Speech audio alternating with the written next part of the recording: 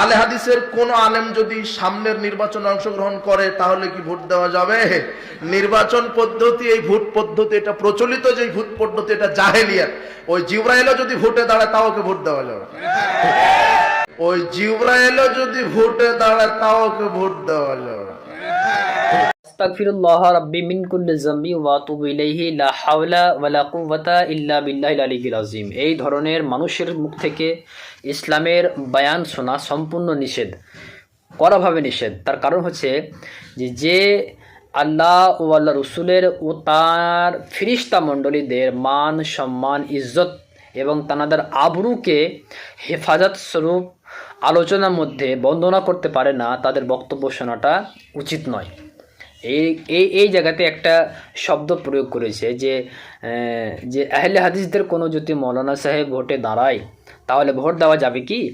তো সেই ব্যক্তি বলতেই পারতো যে দেওয়া যাবে না, বা বর্তমান সময়ের যে সিস্টেমে, যে কালচারে বা যে নিয়মে আপনার ইলেকশন হচ্ছে, সিলেকশন হচ্ছে, এটা কিন্তু শরীয়তের সম্পূর্ণ আওতার বাইরে। ইসলাম কিন্তু আমাদের রাজনীতি করতে বলছে, ইলেকশন করতে বলছে, পার্টি করতে বলছে, কিন্তু যে সিস্টেমে, যে পদ্ধতিতে করতে বলেছেন নবী পাক সাল্লাল্লাহু আলাইহি ওয়াসাল্লাম, সেই পদ্ধতি কিন্তু বর্তমান সময়ে আমাদের মধ্যে নাই।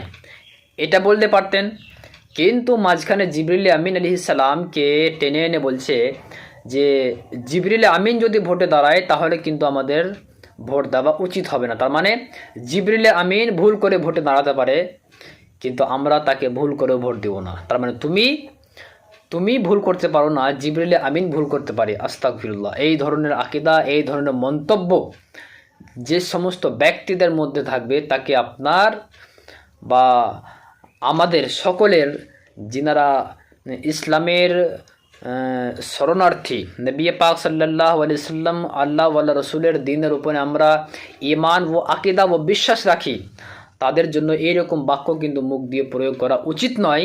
এবং যার কানে এই সমস্ত বাক্য পৌঁছাবে তাদেরকে তাদের কথায় হাঁ দিয়ে একদম ঠিক বলেছে এরকম বাক্য মুখ দিয়ে প্রয়োগ করাও কিন্তু উচিত নয়।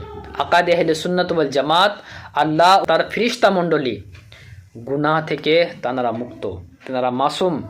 তাদেরকে যদি আপনি গুনাহের কোনো কাজের সঙ্গে লিপ্ত করে আপনি বন্দনার মধ্যে আপনি বয়ান দেন, এই ধরনের মৌলানা সাহেবদের মুখ থেকে যে সমস্ত বাণী আমরা বা আপনারা শুনবো, সঙ্গে সঙ্গে তওবা করব, ইস্তেগফার করব এবং তার আলোচনা থেকে আমরা দূরে থাকব। আল্লাহ তাবারক ওয়া তাআলা সকল ব্যক্তিকে হেদায়েত দিক।